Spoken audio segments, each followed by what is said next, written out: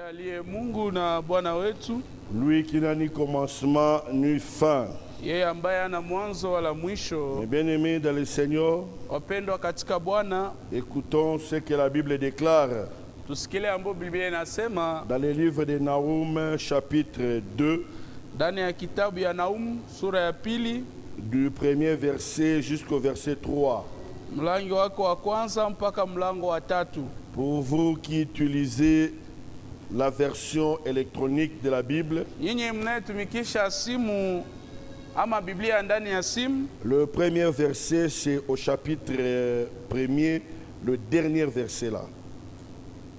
mstari ambao tutasoma ni kwa sura ya kwanza mlango wake wa mwisho. Pour vous qui utilisez la version électronique, Nyinyi mnayetumikisha Biblia ya kusimu wala ya et Swahili, pour vous qui a la Bible normale, na nyinyi mnaye Biblia ya kawaida, c'est à partir du verset premier. kuanzia mlango wake wa kwanza.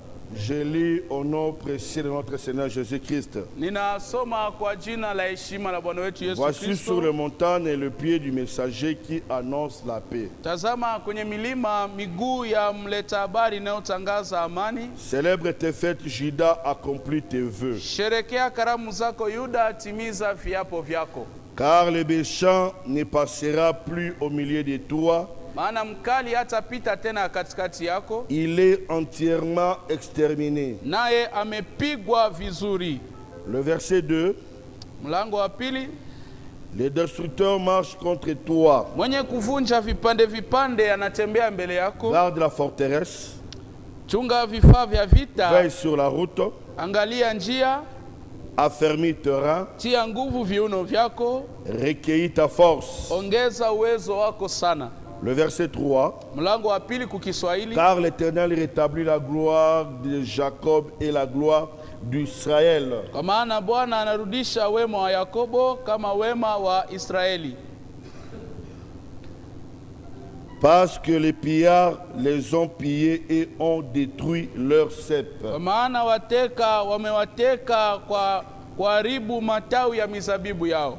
Mes bien-aimés dans le Seigneur, Wapendwa katika Bwana, nous rendons grâce à l'Éternel nasi tunamrudishia Bwana utukufu pour cette opportunité et pour ce temps merveilleux. kwa ajili ya fursa na muda njema hii. L'Éternel nous a fait du bien Mungu alitutendea mema et il continuera à nous faire du bien. na ataendelea kututendea mema, C'est par sa grâce na ni kupitia neema et par yake, son amour, kupitia upendo nous wake sommes devant vous. ndiye tuko mbele yenu. Nous allons aussi remercier notre pasteur, Tutashukuru pia mchungaji wetu, notre papa, baba yetu le révérend Samuel Kayungu, Akasisi Samuel Kayungu, pour cette marque de confiance, kwa ajili ya tendo ya shukurani ama ya tumaini, afin que nous puissions être devant vous. ili kwamba tukue mbele yenu. Nous remercions également tous les hommes de Dieu, Na tunashukuru pia watumishi wa toutes Mungu les wote, servantes de l'Éternel, wajakazi wa Mungu, tous les enfants de Dieu, watoto wa Mungu wote, partout où vous nous suivez. mahali popote mnapotufata. Que Dieu de la Bible Mungu wa Biblia puisse vous fortifier davantage awatie moyo zaidi, et qu'il soit votre Dieu de rétablissement. naye akuwe Mungu wenu wa kujengwa Nous upya. remercions aussi l'outil Tunashukuru pia chombo de la transmission de messages ambayo inapeleka ujumbe ou live de notre culte en direct. ama ibada yetu live. Là, nous faisons allusion de Apo- la télévision et radio Shekinah. Hapo tunaona radio na television Shekina. Que Dieu Tout-Puissant Mungu wa uwezo puisse vous bénir awabariki au nom de Jésus-Christ. kwa jina la Yesu Mes Kristo. bien-aimés dans le Seigneur, Wapendwa katika Bwana, l'Éternel est bon et il est merveilleux. wa milele ni mwema pia mwema sana. Depuis le mercredi, nous exploitons un petit thème Tangia siku ya tatu tunazungumzia mada ndogo qui est le sous-thème dans l'année de rétablissement. ambaye ni mada ndogo ndani ya mwaka ya kujengwa Nous upya. parlons sur les acquis de rétablissement. Tunazungumzia matokeo ya kujengwa upya. Bien-aimés dans le Seigneur, Pendwa katika Bwana, l'Éternel est bon et il est fidèle. wa milele ni mwema pia mwaminifu. L'Éternel nous fait du bien. Wa milele anatutendea mema. L'Éternel travaille à notre faveur. Bwana anatumika kwa ajili yetu, L'Éternel fait quelque chose à nous. anafanya kitu kwa ajili yetu. Tout ce que nous avons, mon bien-aimé, Yote ambaye tuko nayo, que ce soit sur le plan spirituel, kwa hali ya kiroho, que ce soit sur le plan physique, kwa kwa hali ya kimwili c'est le travail de Dieu. ni kazi ya Mungu. Tu dois comprendre cela, mon frère. Unapasha kuielewa C'est kaka. pourquoi, mon frère, ma soeur, Ndio maana kaka dada, nous devons être reconnaissants à Dieu. tunapasha kuwa na shukrani mbele ya Même Mungu traverser cette période kwa kupitia kipindi de confinement, ya kubaki fasi sans moja que ta famille puisse être atteinte pasipo hata jamaa yako de iguswe ce virus. nayo virus. Mon bien-aimé dans le Seigneur, Wapendwa katika c'est l'amour Bwana, de Dieu. ni upendo ya Tu Mungu étais tu. malade, Ulikuwa mgonjwa, tu es maintenant en bonne santé. tayari uko na afya C'est njema. l'amour de Ni Dieu. upendo ya Tu Mungu. dors et tu te réveilles Unalala unalamka en paix kwa amani et dans la joie. na ndani ya furaha. C'est l'œuvre du Seigneur. Ni kazi ya C'est Bwana. pourquoi, mon frère, ma soeur, Ndio maana kaka à tout dada, moment et à chaque kwa kila circonstance, muda na kwa kila nous devons tukio être reconnaissants à Dieu. tunapasha kumshukuru Mungu. Il a plu, bon, par rapport à ces pandémies de coronavirus, Ilimpendeza kufuatana na hiyo magonjwa ya kipindupindu on avait arrêté coronavirus, toutes les activités, kusimamisha mambo yote, mais la prière continuait. lakini maombi iliendelea, Prêcher la parole de Dieu continuait. kuhubiri neno iliendelea. Le 15 août, Tarehe 15 mwezi wa c'est mnane, là où l'église doit reprendre encore nos différentes activités. ni hapo kanisa tunaweza kurudilia mambo yetu Il y a tena. quelque chose qui est monté dans mon cœur. Na kuna kitu ambayo ilipanda moyoni mwangu Quand nous voyons des gens, wakati tunaona watu quand on a laissé, ils ont commencé les activités, wanaruhusu watu kuanza shughuli zao. j'ai été pas vraiment scandaleux, Mimi kabisa sikushangaa sana, mais cela a attiré mon attention. lakini hiyo ilikokota Il makini y a yangu. des gens qui ont fait des fêtes. Kuna watu ambao walifanya hata Il y a karamu, des gens qui ont passé même la nuit. kuna watu walipitisha usiku. Pourquoi? Kwa nini? Parce que les bars Kwamba manganda et d'autres endroits na mambo fast ont repris des activités. zimerudilia kazi zao. Mais pour toi, enfant de Dieu, Lakini kwako mtoto wa tu Mungu dois comprendre une chose. unapaswa kuelewa kitu moja. Comme le début des activités sur le 15 août, Gisi mwanzo ya mambo ya kanisa ni tarehe j'ai 15. senti dans mon cœur Nimesikia ndani ya moyo de wangu vous communiquer. niwaambie Le 16, tarehe 16, n'oublie pas de usisahau préparer une enveloppe kuandaa bahasha pour ta famille kwa ajili ya jamaa yako et de l'amener à l'église. na kuileta Ce kanisani. jour-là, Hiyo siku que ça soit comme un jour ikuwe kama siku où tu vas célébrer encore tes fêtes. ambayo utasherekea karamu Parce zako, qu'il y a eu beaucoup de temps, kwamba kulikuwa muda nous étions confinés. tulibaki fasti moja. Mon frère, ma soeur, Kaka dada, j'insiste à cela. ninakazia kwa hiyo, Je sais pourquoi najua juu ya nini que le Seigneur a mis ça dans mon cœur, Mungu ameitia ndani ya moyo de wangu préparer une enveloppe. kuandaa kibahasha Le 16 août, tarehe 16 un mwezi wa certain 8, dimanche. itakuwa Jumapili hivi. prépare-toi, mon bien-aimé, Jiandae kaka, de venir avec cette enveloppe-là. pia na hiyo kibahasha. Je ne sais pas Sijue qu'est-ce qui va s'arriver, nini mais itapitikana, je suis convaincu lakini le nahakikishwa Seigneur fera quelque chose. Bwana atafanya kitu moja. Toi qui m'écoutes, Wewe que unanisikia, tu sois ukuwe de la cité Bethel ou pas, wasite Betel ama la, mais toi qui m'écoutes, lakini wewe unanisikia, prépare une enveloppe. andaa kibahasha Tu as yako. plus ou moins 3 semaines Tuko na wiki 3 mbele pour venir déposer cette kwa enveloppe-là. ajili ya kuleta hiyo Et je bahasha, sais, na le najua Dieu de rétablissement, Mungu wa il marejesho fera quelque chose. atafanya kitu Il moja, fera quelque chose. atafanya kitu. N'oublie pas, mon frère. Usisahau kaka, N'oublie pas, ma soeur. usisahau dada. J'insiste à cela. Ninakazia Je ne sana sais kwa pas hiyo, pourquoi j'ai commencé à cela. sijue jua nini Et nimeanzia c'est pour pale. la première fois. Ni ya mara kwanza Quand je prêche, wakati je nahubiri, commence avec ça. mimi naanza na hiyo. C'est pourquoi, mon frère, ma soeur, Ndio maana kaka dada, ça je te l'ai dit. hiyo nakwambia, Je suis convaincu. ninahakikishwa Ce jour-là, hiyo siku fais tout de ton mieux. fanya yote Prépare une iwezekanavyo, enveloppe andaa bahasha pour ta famille. kwa ajili ya Si jamaa tu yako. es seul, Kama uko peke prépare yako, une enveloppe andaa bahasha pour toi. kwa ajili Et yako. le 16, Na tarehe 16, dimanche le 16 août, Jumapili tarehe 16 mwezi wa 8, je n'ai pas dit le 17 août, sikusema tarehe 17 la. dimanche le 16 août, Jumapili tarehe Venez avec 16 cette mwezi wa enveloppe-là. 8, pia na bahasha je hiyo ne sais pas mkono. ce qui va se passer, Sijue mambo gani mais je te dis itapitikana, une chose, lakini nakwambia kitu Dieu moja. est juste. Mungu ni mwenye haki Il voit na anaona et il accomplit na des anatimiza grandes choses. mambo Et makubwa, Dieu na Mungu honore anaheshimu ceux qui l'obéissent. yule anayembariki. Celui qui obéira à cette parole, Atakayetii neno hii, celui qui obéira à cette parole, atakayetii neno hii, d'apporter son offrande, kuleta sadaka d'apporter yake, son enveloppe, kuleta bahasha le Dieu de la yake, Bible Mungu wa va Biblia aussi l'honorer. atamheshimu Au nom pia de Jésus.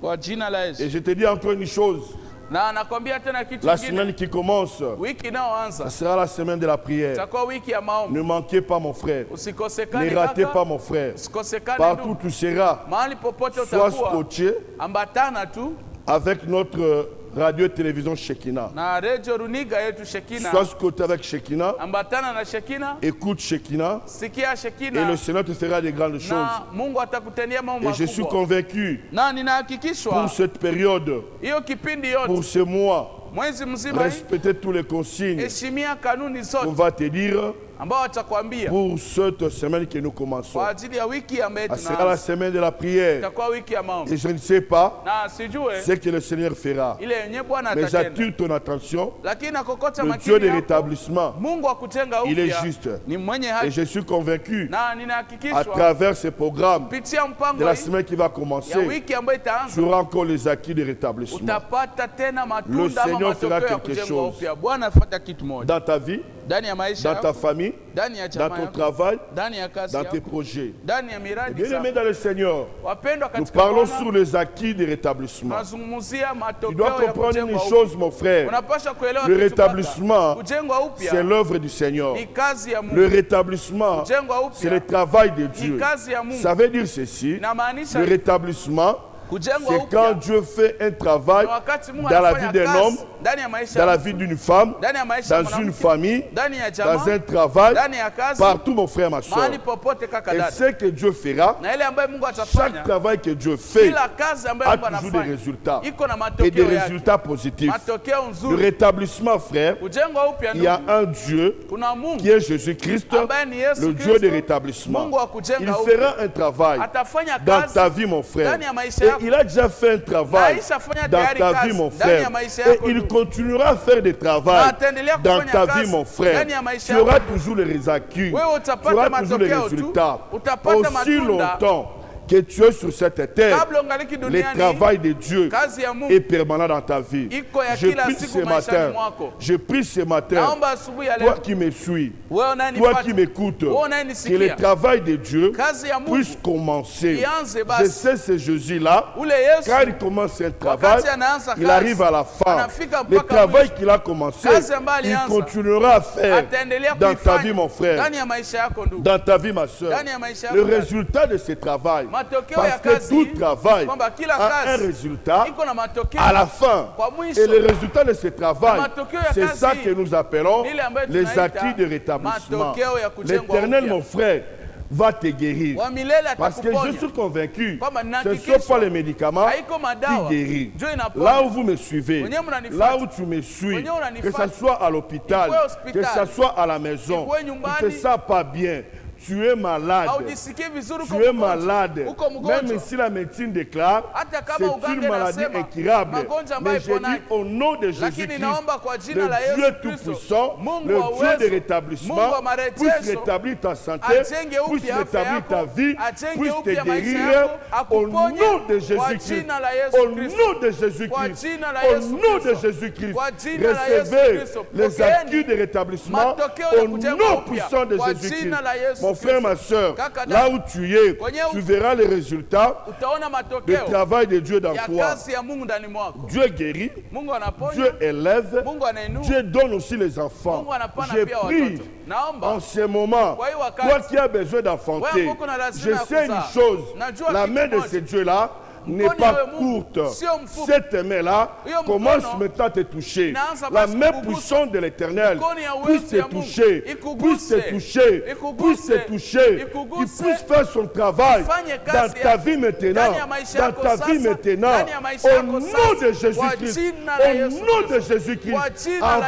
Yesu la Kristo. fin de cette année, Mbele ya que mwisho le wa mwaka Seigneur huu, Bwana fasse quelque chose en afanye toi, kitu au moja ndani nom de mwako, kwa Jésus-Christ. jina la Yesu Mon frère, ma Kristo. soeur, Kaka dada, toi qui as besoin du travail, wewe ambao kuna ne te lazima ya dérange kazi, pas. usijisumbue. Le Dieu de rétablissement, Mungu il akujenga rétablit upya, toutes les choses. anajenga upya Il kila rétablit kitu, toutes les choses. anarejesha Même kila le kitu. travail, Hata ça kazi doit être rétabli. inapaswa Et je kujengwa upya. déclare, Nakiri, là où il y avait le chômage, kwenye kulikuwa que le kukosa travail kazi puisse occuper la place. ikamate Au nafasi. nom de Kwa Jésus-Christ, jina que la les Yesu portes Kristo. fermées Milango puissent s'ouvrir. iliyofungwa Au ifunguke. nom de Kwa Jésus-Christ, jina la on Yesu vous appelle. Wana- Au nom de Jésus-Christ, Kwa jina la Yesu recevez Kristo. les Pokeeni acquis de rétablissement au nom puissant de Jésus-Christ. Mon frère, ma soeur, je ne sais pas ton problème, mais là où tu es, et l'assurance que le Seigneur fera quelque chose. Parce qu'il n'est pas un fils de l'homme pour se repentir. Il ne ment pas, mon frère. Il fera quelque chose en toi, mon frère. S'il a dit cette parole, c'est pour toi, c'est pour ta vie et c'est pour ta famille. Le Dieu de rétablissement. Il y a les acquis de rétablissement. Le Seigneur fait un travail. Le Seigneur fait un travail. Le Seigneur fait un travail. Je vois la main de Dieu en train d'agir. Je vois la puissance de l'Éternel. Et quand tu as ces acquis-là, mais bien aimé dans le Seigneur, c'est très important de savoir comment sauvegarder ces acquis-là. Quand Dieu fait quelque chose en toi, tu dois savoir cela, que l'ennemi n'est pas content. L'ennemi s'appelle le destructeur. Son rôle c'est pour détruire. Son rôle c'est pour détruire. Il veut détruire tout ce qui est à toi. Et quand il connaît qu'il y a le rétablissement, il va venir, mon frère. Ne crois pas, mon frère. Ici sur cette terre, ma soeur, nous sommes là, nous vivons, et le destructeur aussi est là, avec ses acolytes. Il agit. Sa mission, c'est se détruire. C'est se détruire. Et la Bible nous dit, le destructeur marche contre toi. Il ne vient pas pour toi, mais il vient contre toi pour s'opposer à tout ce que le Seigneur a fait en toi. C'est ça son rôle. C'est ça son objectif. Il ne cherche pas que tu sois en bonne santé. Son problème, quand tu vis en paix, lui il est mal à l'aise. Quand tu vis de l'abondance, lui souffre. C'est pourquoi, frère, je dirais ceci, le destructeur, il est aussi jaloux. Il marche, frère. Quand il a appris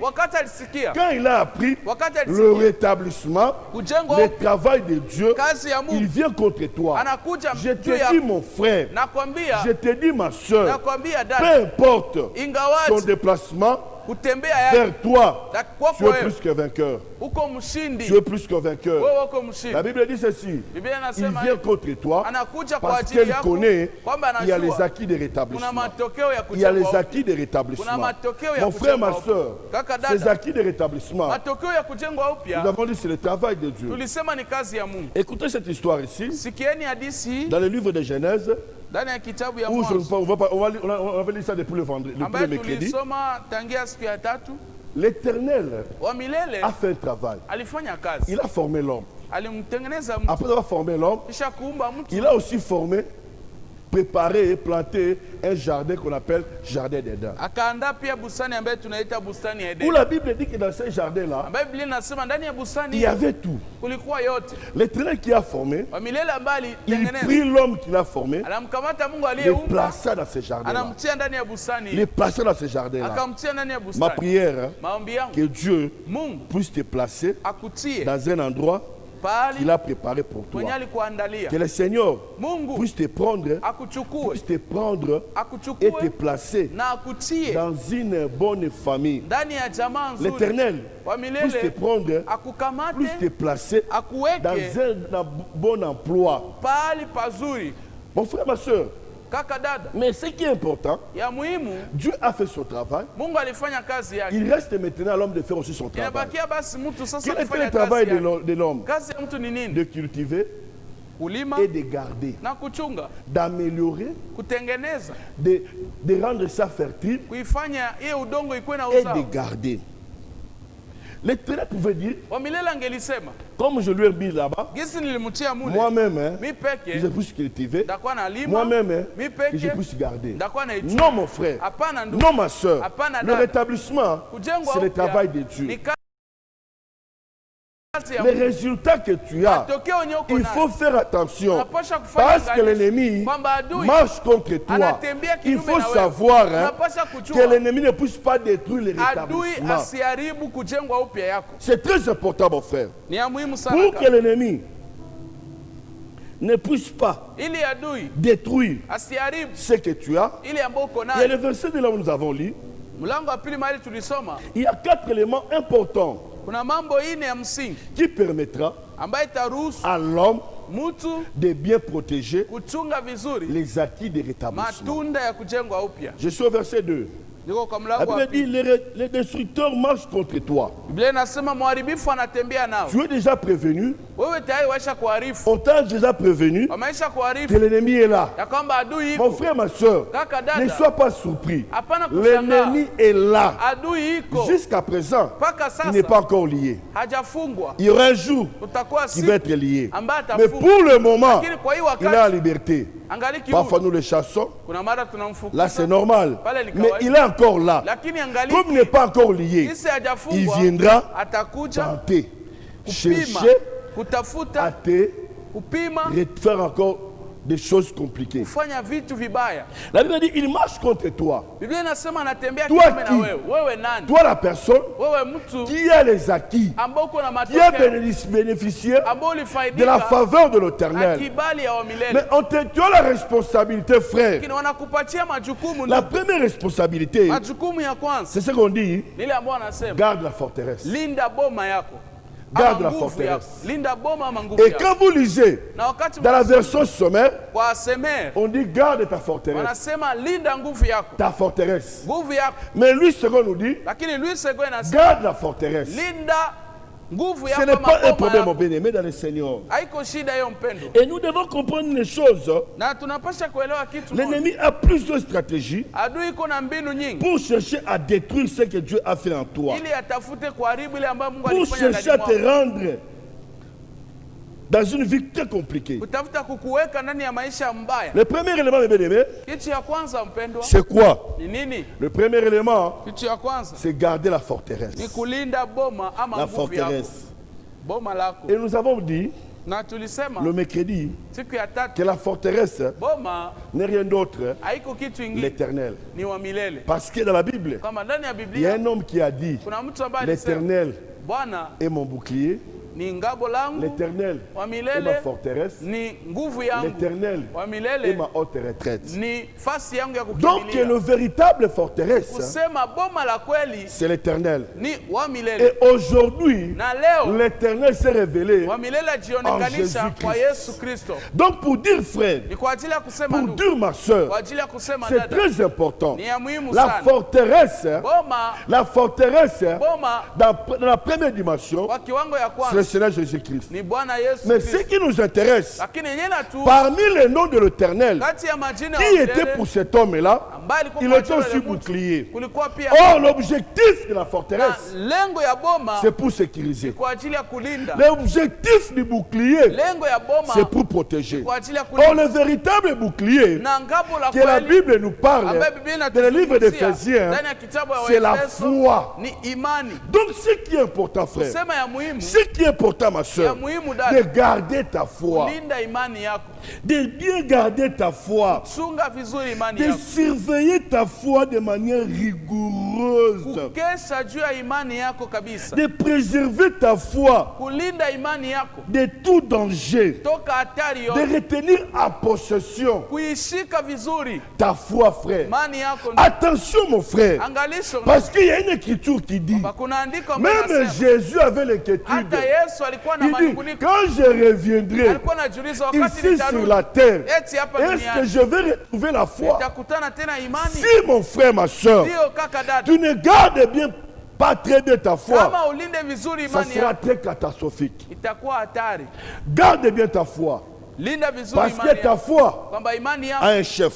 iko na mkubwa Ce wake. chef-là, Huyo c'est le mkubwa Seigneur Jésus-Christ. ni Bwana Yesu. Garde bien ta foi, mon Linda frère. vizuri ama chunga Ne imani yako. laissez pas ta foi être exposée dans tout danger. Siache imani yako iende mbele ya hatari Ne yote. laissez pas ta foi, mon frère, Siache imani yako à dire n'importe kwa quoi. kila kitu ile. La foi, Imani c'est ça, un élément important ni hiyo kitu ya muhimu qui permettra ambayo itaruhusu d'hériter le royaume des cieux. urithi ufalme wa mbingu. Celui qui n'a pas la foi Nyana imani n'héritera pas le royaume des hata cieux. rithi ufalme wa mbingu. Pourquoi j'ai dit ça? Kwa nini nasema hivi? Balobi, Sans la foi, wanasema pasipo imani il est impossible. ni vigumu. Pas possible, il est Hapana. impossible Nasema ni vigumu d'être agréable kumpendeza à l'Éternel. wa milele. Si tu n'es pas agréable à Kama l'Éternel, umpendeze Mungu, est-ce que tu retireras le royaume de cieux? utariti ufalme wa Non, mbinguni. mon frère. Hapana ndugu. Non, ma soeur. Hapana dada. La foi, Imani. tu as bien entendu sur la foi. On t'a bien enseigné sur la foi. Mais ce matin, je voulais amener ta conscience de dire que la foi, c'est une arme qui te permettra à se protéger contre les stratégies de l'ennemi, contre les attaques démoniaques. Même si l'ennemi vient contre toi, comme tu as la foi, mon frère, ma soeur, mon frère, ma soeur, attention. Et je te dis une chose, comme tu es là, tu rendras compte de ta foi. Frère, ne cherchez pas que ta foi puisse refroidir. Pas des choses compliquées.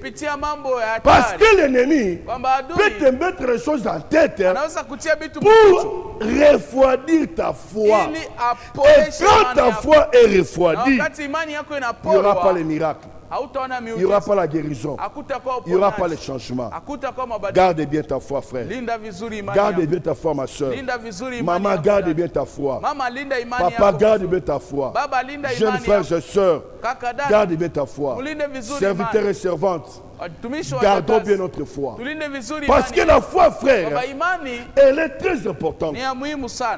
Parce qu'à travers la foi, il y a des choses que nous allons recevoir. À travers la foi, frère, il y a des choses, des combats que nous allons réussir. Sans la foi, il lui est impossible de lui être agréable. Il est impossible d'être agréable à Dieu. Sans la foi, c'est compliqué, mon frère. Je sais qu'on t'a beaucoup appris sur la foi. Mais une petite pierre que je mets dans ta foi. Parce que ta foi a un chef. Ta foi, il y a quelqu'un qui consomme ta foi, qui utilise ta foi. Il faut avoir la foi en Dieu. La foi en Dieu, c'est une muraille de sécurité. C'est un mur de sécurité. C'est pourquoi il faut garder ça. Très important, mon frère. Très important, ma soeur. Il y a des avantages sur la foi que nous n'allons pas beaucoup parler. Parce que, mon frère, ma soeur, je dois clôturer cet enseignement. Deuxième élément important, la Bible dit quoi? Va sur ta route. Gardez bien ta foi. Protège bien ta foi. Parce que cela va te sécuriser. Il va te sécuriser. Alléluia. Amen. Deuxième élément, veille sur la route. Et quand vous lisez la version Semer, il dit surveille ton chemin. Alléluia. Amen. Alléluia. Amen. Or, veiller, c'est quoi? Veiller n'est rien d'autre de ne pas dormir. Veiller, c'est appliquer son attention. Veiller, c'est empêcher de dormir. Mais la Bible nous dit, ne dors pas sur ton chemin, sur ta route. C'est très important, mon frère. Si tu ne veilles pas sur ta route, l'ennemi te détruira. L'ennemi te détruira. Mais bien aimé dans le Seigneur, c'est quoi la route? La route, c'est le chemin. La route, c'est le chemin. La route, c'est une voie. Or, il y a un homme qui s'appelle aussi le chemin, qui s'appelle la route. C'est le Seigneur Jésus-Christ qui déclare, je suis le chemin, la vie et la vérité. Donc le véritable chemin, c'est le Seigneur Jésus-Christ. C'est le Seigneur Jésus-Christ. La véritable route, c'est le Seigneur Jésus-Christ. Mais dans Jean chapitre 1, là il dit, au commencement était la parole. Et la parole s'est fait chair. Et cette parole, c'est le Seigneur Jésus-Christ. C'est le Seigneur Jésus-Christ. Nous devons comprendre, nous devons veiller sur la route. Ne rien d'autre, veiller sur la parole. Comme Paul parlait à qui? À Timothée. À veiller dans la parole de Dieu. C'est très important, mon frère. C'est très important, ma soeur. La parole que tu as, il faut veiller sur ça, mon frère. Il faut veiller sur ça. C'est très important. Nous qui a la parole de Dieu, la Bible nous dit de ne pas marcher de gauche ni à droite. Ne t'écarte pas, frère. Ne soyez pas emportés par la distraction. Parce que dormir aussi, c'est une distraction. Il y a des gens qui sont distraits. Ils méritent difficilement la parole de Dieu. Ils lisent difficilement la parole de Dieu. Mais bien aimé dans le Seigneur, la parole de Dieu, c'est le pain de l'esprit. C'est un instrument, c'est une arme qui nous permettra à faire face au destructeur. Même quand il viendra, il va te trouver dans la parole. Ne t'écarte pas. N'allez ni à gauche, ni à droite. Reste dans la parole. Reste dans l'enseignement. Mon frère, ma soeur, combien de temps on t'a déjà prêché dans la parole? Beaucoup d'enseignements. Et ton cahier est plein des enseignements. Mais veille sur ça. Que personne ne vienne enlever cela. Tu connais très bien la parabole de semeur. Quand il s'aimait, l'ennemi vient. Pourquoi? Pour récupérer. Et quand on récupère, tu restes vide. Tu restes vide. Mon frère, ma soeur, la parole de Dieu doit être en nous. On doit veiller sur la parole. Ta façon de marcher, est-ce que c'est conforme à la parole? Ta façon de prier, c'est conforme à la parole? Mon frère, ma soeur, nous nous donnons l'importance dans beaucoup de choses. Nous oublions l'essentiel. L'essentiel, c'est la parole de Dieu. Veille sur la parole, frère. La parole que tu écoutes maintenant, la parole qu'on te prêche, mon frère, veille sur ça. Pose-toi la question. Est-ce que je suis dans la parole? Je suis en dehors de la parole. Comme Josué dit, que ce livre de la loi ne s'éloigne point de ta bouche. Médite le jour et nuit. Fais sur la parole. Que tout ce que tu peux faire, tout ce que tu peux faire, mon frère, ma soeur, c'est très important. Et la personne qui ne veille pas sur la parole, elle est exposée. Il est exposé, mon frère, ma soeur. Il est exposé, mon frère. C'est très important. Il faut aimer la parole. Il faut bien garder la parole. Si tu ne dors pas, donc tu veilles sur la parole. Oh, j'aime cette écriture. Je suis dans Proverbe. Proverbe chapitre 21. Proverbe chapitre 21. Je prends le verset 16. Écoutez ce que la Bible dit. L'homme qui s'écarte du chemin de la sagesse. L'homme qui s'écarte du chemin de la sagesse. Or, le chemin de la sagesse, en d'autres mots, c'est la parole de la sagesse. Celui qui s'écarte, qu'est-ce que la Bible dit? Reposera dans l'assemblée des morts.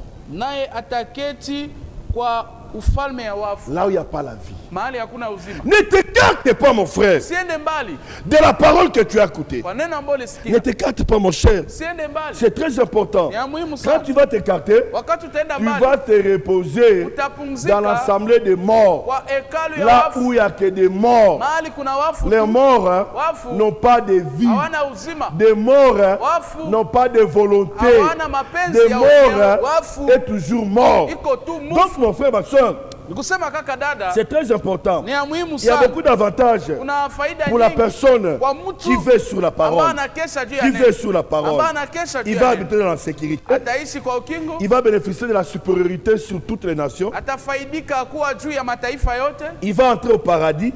Ataenda paradiso. Ses histoires vont être multipliées. Mambo yake itazidishwa. Il n'a pas de crainte. Hana woga. Et il ne verra jamais la mort. Naye kama hatakufa. Amen. Amen. C'est très important, mon frère. Ni ya muhimu sana. Veille sur la parole. Kesha juu ya neno. Beaucoup des enfants de Dieu Toto wengi wa Mungu iront en enfer wataenda jehanamu lorsque wakati ils ne sont pas dans la parole. hawiko ndani ya Quand neno. la parole de Dieu fait défaut en toi, Wakati neno ya Mungu tu ne inakosekana vivras kwako, jamais la vie de sainteté. kamwe hawezi kuishi maisha ya Ce utakaso. qui nous montre ça, c'est le péché. Yenye natuonesha hayo ni dhambi. C'est la parole de Dieu que nous avons. Ni neno ya Mungu yenye tuko C'est nayo. très important, frère. Ni ya muhimu sana. Veille sur la parole. Kesha juu ya neno. Veille sur la parole, mon frère. Kesha juu ya neno ndugu. Si tu ne veilles pas sur la parole, Kama ukeshe juu ya tu neno, vas vivre des désastres. utaishi mambo makubwa mabaya ndani ya Tu maisha vas vivre yako. des choses compliquées. Utaishi mambo ya hatari ndani Tu ya vas vivre des maisha. choses difficiles. Utaishi mambo magumu. Troisième élément, Kitu ya tatu, parce que je ferai seulement des petits résumés là. kwamba hapo nitataja tu. Et si je ne cite pas beaucoup de versets, Na kama sitai mishairi pour que nyingi, je gagne du temps. nili kwamba nigomboe muda. Affermis tes reins. Kutia nguvu viuno vyako. Affermis tes reins. Kuimarisha viuno vyako. Affermis tes reins. Kuimarisha viuno vyako. C'est très important, mon Ni ya frère. muhimu sana ndugu. C'est quoi le rein? Ni nini basi viuno? La Bible dit affermis tes reins. Biblia inasema imarisha Affermir, viuno hein? vyako. Rendre stable. Kuimarisha ni kuweka kitu kwa C'est-à-dire kimya. rendre ferme, durable et permanent. Kusema kutia kitu idumu na ibaki pale kila Rendre siku. consistant, complet. Kutuma kitu ikuwe na nguvu kabisa. Rendre plus difficile à être ébranlé. Kutuma kitu ikuwe na ugumu ya kuharibika. Voilà. Mais la Bible dit, Lakini Biblia comme inasema l'ennemi marche contre toi, jinsi adui anatembea juu le yako. premier élément, Kitu ya kwanza, garde la forteresse, chunga boma qui lako est de garder la foi. ambaye ni kulinda Le imani. deuxième élément, Ya pili, c'est de veiller kukesha sur la parole de juu Dieu. ya neno la Mungu. Et le troisième Na élément, kitu ya tatu c'est affermir tes reins. ni kuimarisha viuno vyako. Les reins, c'est quoi? Viuno ni nini? Les reins, par la définition, Viuno kwenye n'est rien mafasirio d'autre que le siège des sentiments. haiko ingine kama mahali kuna keti nia zetu. C'est ça le rein. Ni hiyo viuno. C'est pourquoi quand tu lis la Bible, hein, Ndio maana wakati unasoma quelque Biblia, part la Bible dit quoi? Biblia inasema nini? L'Éternel hein, Wa milele sonde anachunguza le cœur moyo et le rein. na viuno. Or, le rein Na viuno et le cœur, hein, na moyo on ne le voit pas à l'œil nu. hawaionaki kwa macho ya Ça kuonekana. est dedans, Iko ndani, dans l'homme. ndani ya mtu. Alléluia. Alléluia. Amen. Le rein Viungo symbolise l'être inawakilisha intime de l'homme. pardon? Symbolise l'être intime de l'homme. Inawakilisha mtu wa ndani Voilà. Ou bien le cœur, ama roho. on peut dire c'est ça le rein. Tunaweza sema ni hiyo viuno. Alléluia. Amen. Alléluia. Amen. Suivez-moi très bien. Munifate vizuri. Suivez-moi très bien. Munifate vizuri. C'est un siège Ni où mahali on peut constater, tunaweza où kugundua, on peut trouver mahali tunaweza le kukuta sentiment, Nia, les émotions, Asia, la joie, Furaha, des douleurs, patati Machungu, patata, tout ça. ile yote. Et donc, le rein Kusema viuno n'est rien d'autre haiko ingine que l'homme intérieur. kama vile mtu wa ndani. L'homme intérieur. Mtu wa ndani. La Bible dit, Biblia inasema affermis imarisha tes reins. viuno vyako. Rendre l'homme intérieur affermi. kuimarisha mtu wako wa ndani. C'est pourquoi j'encourage pour ceux-là Ndio maana ninatia moyo wale qui viennent suivre les affermissements. ambayo wanakuja kufuata Quand tu suis l'affermissement, wakati mnafuata c'est pour affermir ton homme ni intérieur. kwa ajili ya kuimarisha mtu wako wa ndani. Mon frère, ma soeur, Kaka dada, c'est très important. ni ya muhimu sana. La parole de Dieu Neno la Mungu pour l'affermissement ama n'est kuimarishwa pas là, frère, haiko pale pour commencer kwa d'abord ajili ya kuanza à tailler kuchonga l'homme extérieur. Non, mtu wa nje, il faut l'homme hapana. intérieur. Mtu wa ndani kwanza. Les véritables enfants de Dieu, Mtoto wa Mungu wa c'est kweli le véritable l'homme intérieur. mtu wa ndani.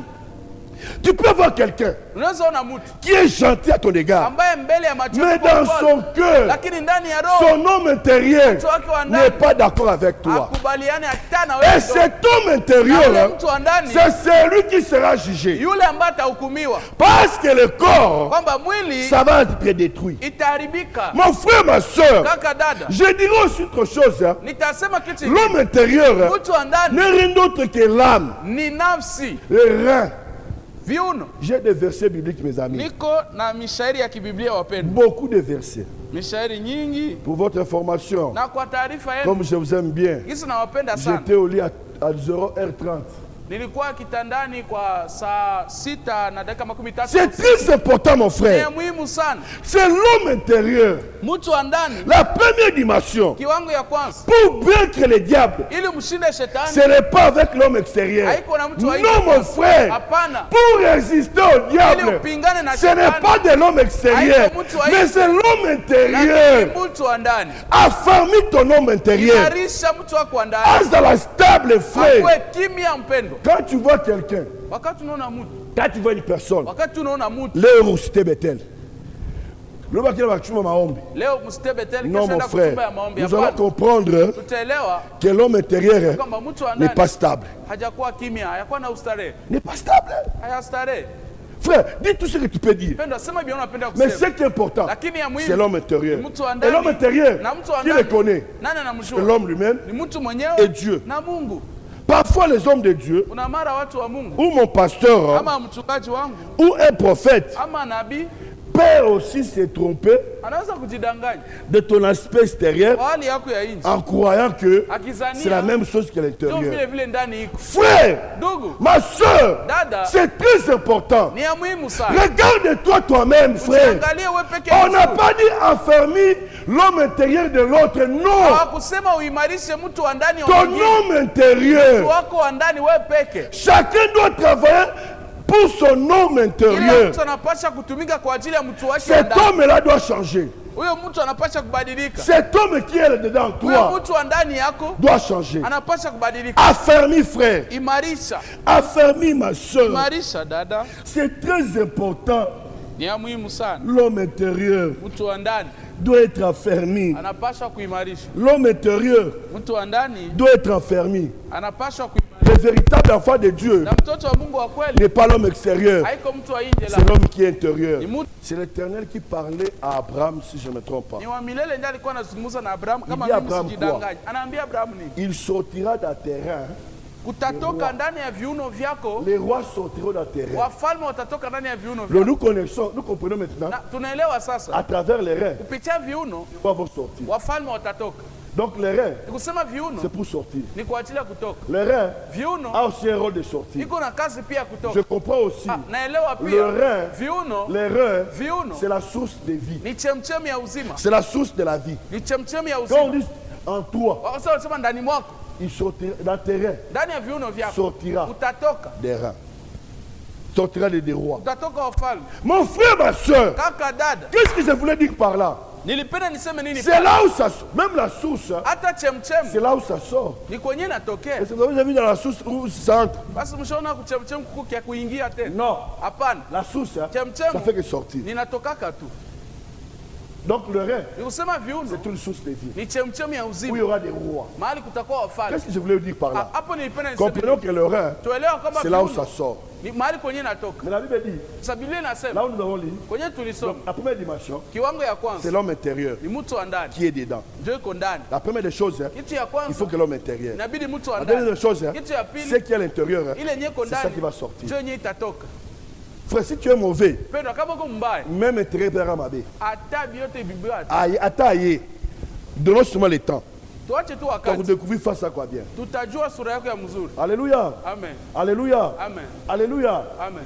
Si l'homme intérieur est bien affermi, ça sortira de bonnes choses. De manière extérieure, on doit constater les résultats de l'homme intérieur en toi. Frère, on va constater ça. On va constater ça. Parce que quand les rois vont sortir, si ton homme intérieur est bien affermi, nous vont avoir de bons résultats. Parce que le rein, ça fait sortir. Les pensées, ça finira toujours par sortir. C'est pourquoi la Bible dit, c'est de l'abondance du cœur. L'homme intérieur, qui est la bouche, fait quoi? Fait sortir. C'est là où nous allons constater, les frères, ou quoi? Frère. Non, mon frère. Non. Si tu as bien, si ton cœur est bien affermi, nous allons vivre de bons résultats. C'est très important. Et je t'apprends une chose. Tu n'hériteras pas le royaume des cieux si l'homme intérieur est mal affermi. Mon frère, je t'en supplie, faisons tout, mangeons, buvons, construisons, frère, mettons au monde. Mais nous devons savoir, Christ viendra. Parmi les gens qui seront enlevés, c'est ceux-là qui ont bien affermi. Affermis bien ton cœur. Affermis bien tes pensées. Que tes sentiments soient bien affermis. C'est-à-dire que tes pensées, que tes désirs soient conformes à la parole de Dieu. Même dans ton cœur, il peut y avoir des douleurs. Ne laissez pas les douleurs t'emporter. Ne laissez pas, frère, la colère t'emporter. À quoi bon, frère? Tout le temps que tu as fait à l'église, tu as servi l'Éternel, tu as gêné et tu as prié. Mais à la fin, que tu ne sois pas. Et qu'ils disent, je ne vous ai jamais connu. Pourquoi, frère? Parce que l'homme intérieur est très compliqué. Mais je sais, toi qui me suis, l'homme intérieur est bien affermi.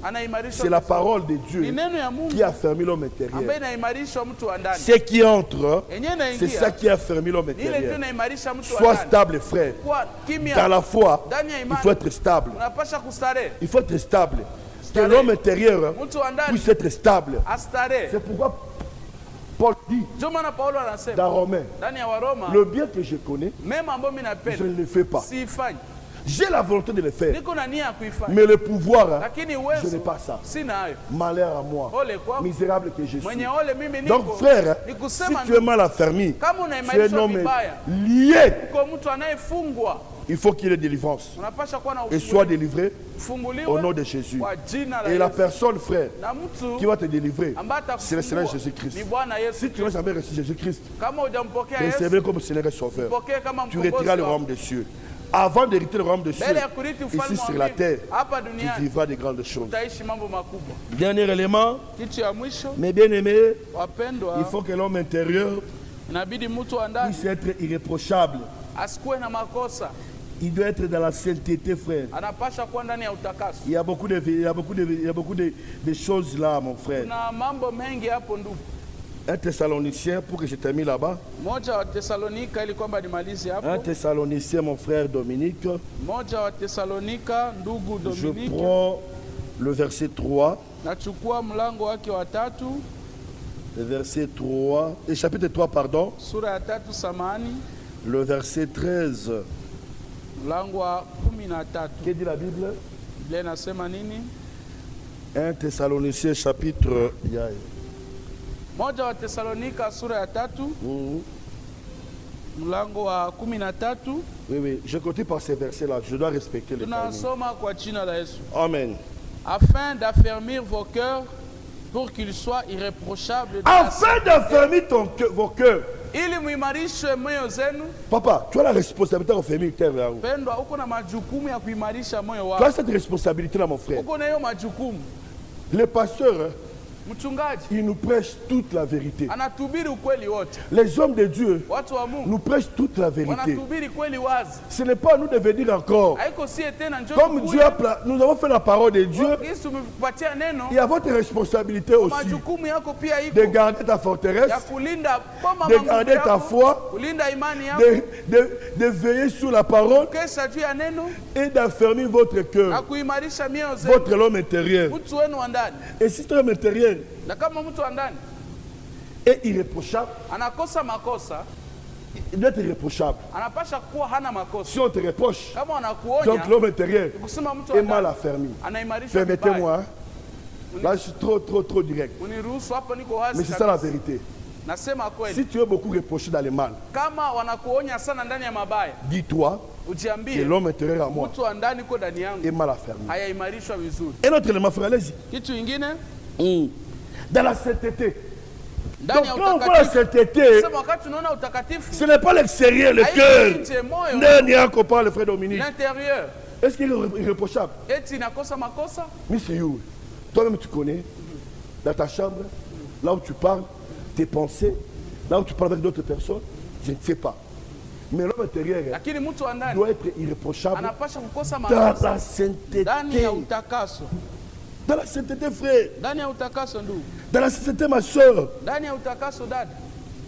Devant notre Dieu, notre Père. Mbele ya Mungu Baba yetu. Frère, Ndugu, ma soeur, dada, l'homme intérieur là-bas, wako wa ndani ule, est-ce que devant Dieu, eti mbele ya Mungu. Mungu parle, Dieu est là-bas, Mungu iko pale.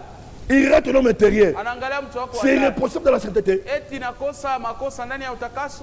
Frère, mentez mon pasteur. Mentez le pasteur. Kudanganya mchungaji C'est bon. ni mzuri. Fouillez les hommes de Dieu. Kukimbia Mais batumishi c'est ya bon. Mungu ni mzuri. Mais devant Dieu. Lakini mbele ya Mungu, Devant Dieu. mbele ya Mungu. C'est pourquoi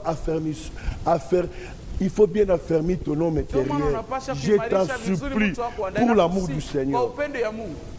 Il y a d'autres personnes, Kuna watu wengine ce qu'ils pensent dans son cœur. ile ambao wanawaza ndani ya Papa moyo, Moniango, pendo tu vas kaiona, te poser la question. utajiuliza D'autres choses que tu fais en coucou vitu vingine ambao nafanyaga kuficha contre ces frères-là. juu ya ule ndugu. Frère, Ndugu, c'est Dieu seul. Mungu yeye C'est pekee devant Dieu. ni mbele ya Mungu, C'est devant ni Dieu. mbele ya Mungu. C'est pourquoi nous, Ndio maana shie on nous donne. On j'aime mon pasteur. napenda mchungaji Il n'a jamais dit à quelqu'un, hajawahi kuambia mtu prêche sur ça, ubiri juu ya ne prêche hiki, pas sur ça. usihubiri juu ya Mais hiki. il dit souvent, Anasemaka tu c'est Dieu roho ya Mungu puisse t'animer, qui te donne le ikusukume message. na ikupatie ujumbe. Le rétablissement, Kujengwa upya c'est aussi quand l'homme ni wakati a mtu quitté la vie des péchés ametoka ndani ya maisha ya pour venir dans la vie dhambi de la sainteté. kuingia ndani ya maisha ya C'est ça aussi le utakaso. changement. Ni hiyo mabadiliko. Allez-y, frère. Lors de l'avènement de notre Seigneur Jésus avec tous ses saints. Et tous les païens, Eti wanasema wapagani? tous les pécheurs, Hapana. l'avènement de Jésus concerne qui? Ujio wa Yesu unahusu nani? Concerne qui, frère? Concerne qui? Les saints. Les saints. Oui. Et qui est les saints? C'est la personne Ni mtu qui affermit ambaye anaimarisha son homme intérieur mtu wake wa dans la ndani sainteté. ndani ya Là, il est utakaso, irréprochable. ambaye Dans la anakosa sainteté, makosa ndani là ya on déclare qu'il utakaso, est saint. mahali wanamuone kama Tu peux mtakatifu. vivre la sainteté ici sur la terre. Unapenda uishi utakatifu duniani? Alléluia. Amen. Alléluia. Amen. Mon frère, ma soeur, Kaka dada, parce que la sainteté, baba utakaso c'est une protection. ni ukingo. La Bible dit, Biblia inasema vous c'est saint, ninyi watakatifu craignez l'éternel. muogope Mungu, Parce que quoi? kwamba nini? Rien ne manque. Hakuna kitu inakosekana. La sainteté, frère, Utakaso, la sainteté, utakaso, l'homme mtu bien affermi intérieurement, ambaye anaimarisha vizuri c'est ça la ndani sécurité. atakuwa ndani ya Il y aura des temps na wakati que tu ne feras pas de prières d'autorité hautafanya tena pour maombi ya chasser les uwezo démons. juu ufukuze Et mapepo. comme tu es saint, Lakini kisi uko les démons mtakatifu, n'auront la place où? mapepo itakuwa nafasi wapi? C'est pourquoi Jésus dit, Ndio maana Yesu anasema il n'y a rien de diable en moi hakuna kitu ya shetani pour ndani qu'il puisse mwangu réclamer. juu Mais anitafuta. quand il y a le péché, Lakini kama le diable dhambi, aura l'accès. shetani atakuwa Mais na quand c'est saint, kama ni et mtakatifu Dieu est là, na Mungu hivi, Jésus domine. Yesu anatawala, Maintenant, frère, sasa les démons viendront où? mapepo itakuwa wapi? Alléluia. Amen. Et le dernier élément, Na kitu ya mwisho, recueillir toute ta force. wewe ukusanyishe nguvu yako yote. Oh, la force na nguvu n'est rien d'autre que l'Esprit de Dieu. haiko kitu kingine, ni roho ya Mungu. Mais bien aimé dans le Seigneur, Wapendwa katika nous devons Bwana, avoir l'Esprit de Dieu. tunapasha kuwa na Parce roho que ya l'Esprit de Dieu kwamba roho ya Mungu met en fuite inakimbiza tout esprit mauvais. pepo yote chafu. Il y a beaucoup de choses ici à parler, kuna mambo mengi de ya montrer kusema. que la force, c'est ça l'Esprit de Dieu. Kuonesha kwamba ni nguvu ndio roho ya Mungu. D'abord, il y a un verset qui dit, Kwanza kuna andiko yenyewe nasema vous recevez mtapokea la puissance, une puissance uwezo quand le Saint-Esprit s'y viendra. wakati Roho Mtakatifu takuya C'est faux. juu yenu. Donc le Saint-Esprit, Nikusema Roho c'est aussi Mtakatifu la force. ni nguvu pia. L'esprit que nous avons reçu, Roho ambayo ce n'est pas tulipokea l'esprit d'intimidité, haiko roho ya upole, mais c'est l'esprit de quoi? lakini ni roho De puissance et de ya force. uwezo na ya nguvu. Il faut maintenant ton corps, Napasha sasa mwili yako, ton homme intérieur, mtu wako wa ndani puisse être une vase akuwe chombo où ambaye l'Esprit de Dieu roho ya Mungu va demeurer. itashukia. L'Esprit de Dieu Roho ya ne Mungu peut pas demeurer haiwezi kudumu partout. pahali popote. Non, frère, Hapana, c'est en toi. ni ndani Il mwako. faut savoir le cueillir, Unapasha kujua le garder, kukusanyisha, kuilinda, qui reste là-bas ibaki hapo en permanence. kila siku. Que Dieu nous bénisse. Mungu atubariki. Mais je te rappelle, mon frère, ma soeur, Lakini nakukumbusha kaka, dada, dimanche le 16 août, Jumapili tarehe 16 prépare mwezi une wa enveloppe. nane, tayarisha bahasha. Et je sais le Dieu de rétablissement, Na najua Mungu akujenga upya. Jésus-Christ Nazareth, Yesu Kristo wa il fera quelque Nazareti chose. atafanya Et kitu. je t'invite aussi Na nakualika pia pour cette semaine kwa wiki mzima des hii prières, ya maombi pour faire face au diable, ili upigane na pour bien shetani, protéger les acquis, ili ulinde vizuri faut la matokeo foi. yako. Inabidi imani, la parole de Dieu, neno ya Mungu, la sainteté utakaso et le Saint-Esprit. na Roho Mtakatifu. Lève-toi là où tu es. Simama kwenye huko. Nous voulons prier, mes bien-aimés. Tunapenda tuombe Nous wapendwa. voulons prier, ma soeur. Tunapenda tuombe dada. Je ne suis pas là pour te condamner. Siko pale juu ni kuhukumu la. Je ne suis pas là, mon frère, ma soeur, Siko pale kaka dada pour te faire du mal. kwa ajili ya Mais kukutendea si cette mabaya. parole te touche, Kama hii neno inakugusa, Dieu t'aime Mungu et il anakupenda a ndio. besoin de toi. Na iko na lazima On yako. a beaucoup parlé sur beaucoup de choses. Umezungumzia mambo mengi. C'est à toi de te regarder. Ni kwako sasa kujiangalia. Regarde ton cœur. Angalia moyo wako. Regarde tes pensées. Angalia fikara zako. Regarde, regarde, regarde. Angalia. Dieu t'aime beaucoup, mon frère, ma Mungu soeur. anakupenda sana. Même la vie éternelle, Hata maisha ya milele c'est l'acquis de ni rétablissement. funguo ya kujengwa Que upya. le diable ne veut pas détruire cela. Shetani asiharibu hiyo. Non, mon frère, même les dons spirituels Hapana, hata que tu zawadi as. ya kiroho. Regarde maintenant. Angalia sasa. Regarde maintenant. Angalia sasa. Nous devons, mes bien-aimés, Tunapashwa garder notre foi. kulinda imani yetu. Nous devons veiller Tunapasha kukesha sur la parole de Dieu. juu ya neno ya Mungu. Nous devons affermir Tunapasha kuimarisha l'homme intérieur. mtu wa ndani. Et nous devons, mes bien-aimés, Na tunapasha wapendwa recueillir kukusanisha que le Saint-Esprit puisse demeurer en Roho nous. Mtakatifu idumu ndani mwetu. Je ne sais pas là où le Seigneur t'a interpellé. Sijue kwenye Bwana Je ne sais alikuzungumzia, pas là où le Seigneur t'a parlé.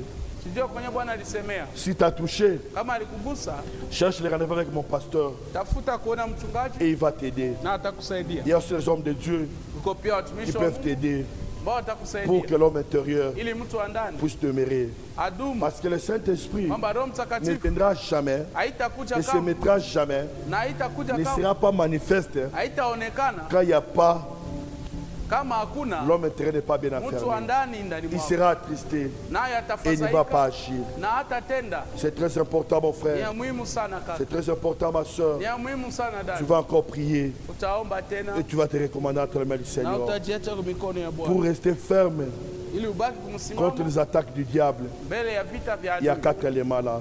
Kuna mambo ine Ça doit être là. inapasha kuwa pale. Si l'un Kama n'est moja pas là, haiko, prie à Dieu. omba Mungu. Si l'un Kama moya fait défaut, demande inakosekana, l'intervention de Dieu. omba msaada ya Mungu. Regarde là où tu es, mon frère. Angalia kwenye huko, Regarde là où tu es. angalia kwenye huko. L'ennemi marche.